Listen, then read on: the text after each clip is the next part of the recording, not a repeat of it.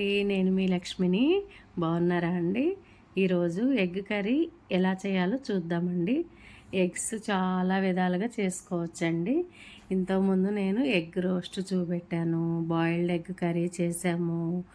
ఈరోజు ఎగ్ కొట్టి పోసుడండి ఈ కర్రీ చూద్దామండి. 6 ఎగ్స్ తీసుకున్నా కదా, ఫస్ట్ గిన్నె పెట్టుకొని ఆయిల్ వేసుకొని, ఆయిల్ కాగినాక ఉల్లిపాయలు వేసుకొని అవి కూడా బాగా వేగినాక కొంచెం మెంతి వేసానండి, మెంతి కూర.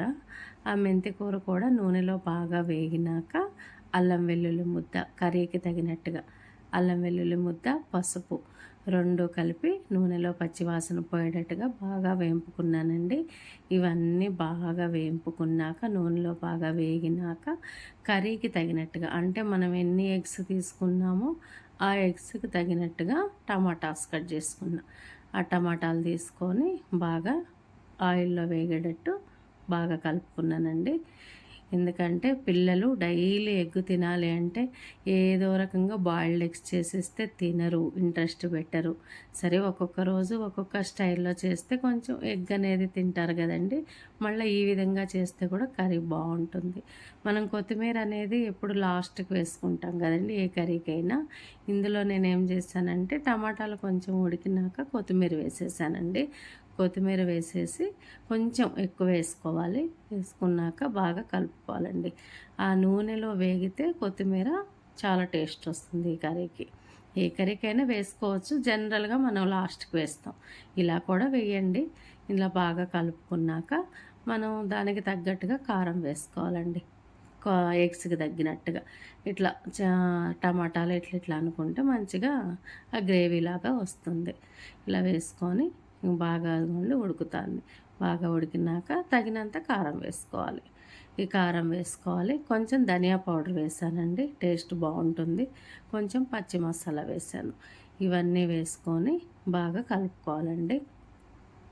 ఇంకా ఎగ్స్లో ఏమేమి స్టైల్స్ ఉన్నాయి, ఎలా ఉన్నాయి అనేది కూడా నేను మళ్ళీ నెక్స్ట్ వీడియోలో కూడా మీకు చూపెడతానండి. ధనియాల పొడి వేసాను, పచ్చి మసాలా వేసాను.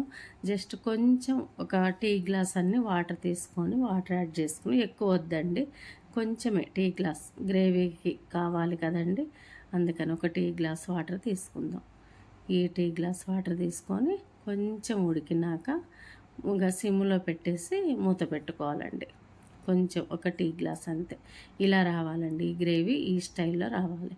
ఇలా వచ్చినాక వాటర్ యాడ్ చేసుకోవాలి. మళ్ళీ నెక్స్ట్ ఇంకా కొంచెం ఎగ్లో టైప్స్ ఉన్నాయండి, అవి కూడా నేను నెక్స్ట్ వీడియోలో మీకు చూపెడతాను. మా ఛానల్ లైక్ చేయండి, షేర్ చేయండి, సబ్స్క్రైబ్ చేయండి, అస్సలు మర్చిపోవద్దు. సబ్స్క్రైబ్ చేయండి. కొంచెం సేపు మూత పెట్టుకోవాలండి. ఈ మూత పెట్టుకున్నాక మళ్ళీ కొంచెం తగినంత సాల్ట్ వేసుకోవాలి. కర్రీకి తగినట్టుగా ఉప్పు వేసుకోవాలి. ఉప్పు వేసుకున్నాక ఎగ్స్ తీసుకున్నాం కదండి, ఇది ఒక్కొక్కటి ఇట్లా కొంచెం కొంచెం గ్యాప్ ఇచ్చి ఎగ్స్ ఇట్లా కొట్టిపోసుకోవాలి. నేను 6 ఎగ్స్ తీసుకున్నానండి. ఇట్లా కొట్టిపోసుకోవాలి అన్నీ ఒక్కొక్కటి నీట్గా, కొంచెం కొంచెం గ్యాప్ ఇవ్వాలి.